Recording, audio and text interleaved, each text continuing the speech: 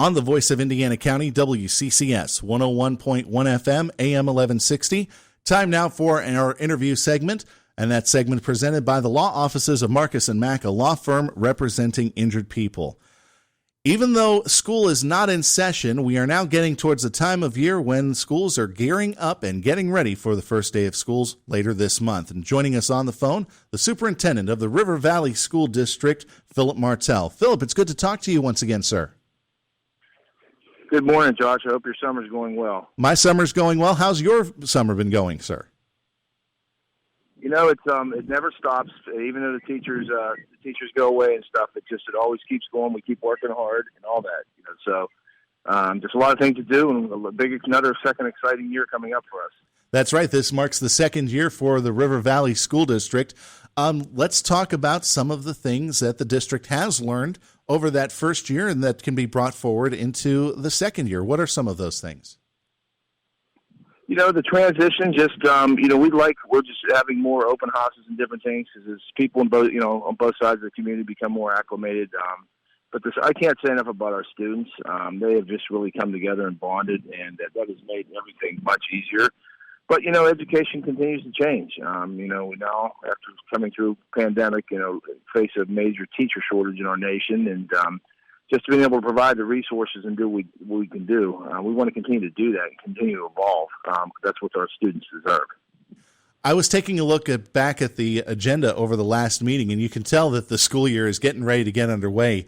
Just with the number of hirings that were on the agenda, I believe there were over 50. So it does sound like that the district is gearing up, getting not just teachers, but other staff members like coaches and advisors, getting them into place and getting them ready for the school year once students come into the school later this month. Yeah, no doubt. We had to fill a lot of our supplemental positions, as you said, coaches and different things.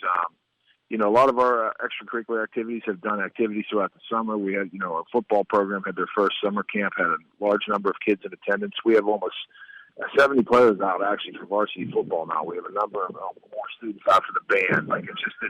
Things are going to get ramped up, and kids are getting more excited as each day goes by.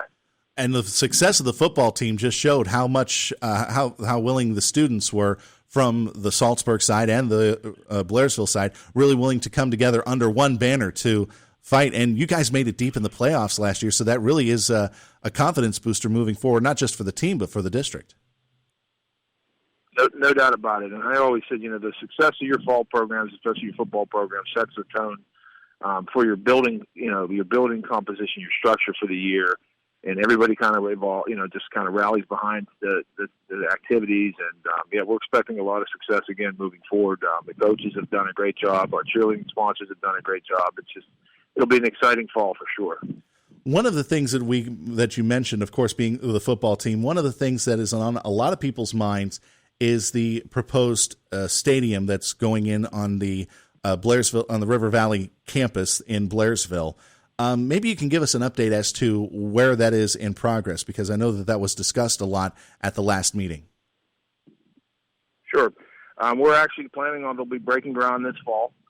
We plan on playing football in that stadium August 25th, 2023 next year, with the field house and different things. And, the baseball and softball fields may be a little bit behind. We're still going through the process because, especially after this year of rain that we had this spring, we're evaluating the fact that it's a possibility financially to put turf on both of those fields as well. We only have so much money to do the project with, so we got to do it in the most efficient manner, and that's why we're taking our time to do that. But we're excited. It's going to be a state-of-the-art facility. The location will be wonderful for all kinds of events in the community, so it's going to be a very positive time. One of those worries that was mentioned, and you mentioned it, was the financials, the fact that this has been a kind of an upside down year as far as the economy goes, and prices of things are continuing to go up and up and up. I know that the district is tracing every penny that goes into this project, but is there a point where prices are going to be changing and you might have to say, we need to think about whether this needs to be done, or is this kind of now full steam ahead? It's really full steam ahead because, our kids in the community really deserve it. But what we have to do, we've taken a little bit of a different approach because, we've seen the supply chain issues in our nation over the last year.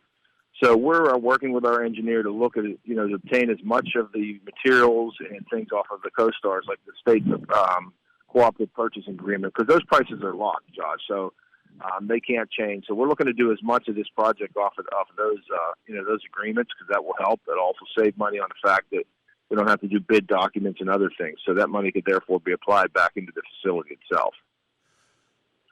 One of the other things that a lot of people have been talking about has been the STEAM Academy over at the former Salzburg Middle High School campus. Can you give us an update on how things are going there? Obviously, you had a successful year with that campus so far, and now you're getting ready for another year with it, probably going full gangbusters at this point. We are, and we're excited. That's a lot of the summer's been just preparing the space. We're going to have an open house, which we'll gladly invite all of our friends in the media. Probably around September 15th, but we have a number of our students enrolled. What we'll do this year, there'll be our students only, but over the course of next year, we will have a heavy marketing campaign to the remaining regional school districts' parents and families to talk about the amazing things. Our esports and cybersecurity curriculum, really our cybersecurity curriculum that we're developing with the University of Pittsburgh, will be one of a kind in our country. Starting in 6th grade, our students will be taking cybersecurity courses, because no matter even if they come to the STEAM Academy or not in 10th grade, Josh, there are certain things in the computer background and that, with cybersecurity being big, that they will need in any walk of life, whatever they decide to do. But the lab itself is 3,200 square feet. It will have all state-of-the-art, cyber equipment and everything needed for our students to be trained and properly certified. So the electrical occupations and the sports medicine and physical therapy, we're excited about where they're going. Have you heard a lot from students who are interested in going into the cybersecurity program? Has it been a popular course? Yeah, we have. And I will tell you, we had, one of the ideas when we put this together, I said we needed to kind of marry the cybersecurity, at least at the beginning, with esports, because a lot of students don't know what they don't know about cybersecurity. But, we had one of our students go down to the Pittsburgh Pirate game last week, and they had a Rocket League competition. Yeah, I do remember hearing about that. I think, 65 participants. I think Andrew finished 8th. But now what we've been able to do is to develop a relationship with the Pittsburgh Knights, which is the professional sports team, esports team in Pittsburgh. We will be working very close with them. But Andrew had an opportunity, and it was fabulous just to see him compete. But he was telling me that out of the 10 professional athletes, 8 of them work for the Knights. 8 of them are in college, and they're all in cybersecurity. So, we know the jobs are needed in cybersecurity, so if we can help students find a niche where they would like to do something in cybersecurity, it's a huge win for not only our district, but for our nation that has a need. What else are you looking forward to as the 2022-23 school year gets underway? You know what? Just getting year 2 underway of this brand new district. We are officially changed with all the states' information and everything. So, it's just in working through, some of the challenges we'll have. But our teachers and our remaining staff, our support staff, they've all pulled together. We'll continue to monitor the finances. We feel very good from a security perspective. Our buildings are upgraded with, the most updated door access system cameras. We know that that's an issue in our country now too. And just continue to maintain and those challenges as well. It's never a dull moment. I imagine so, but it's going to kick up when the students get back into class. When is first day of class for River Valley once again? It's a Thursday. I think it's the 25th, I believe it is. Okay, so Thursday the 25th. Have there been any changes to the school schedule? Are you still doing the early dismissals on Friday like has been done in the past?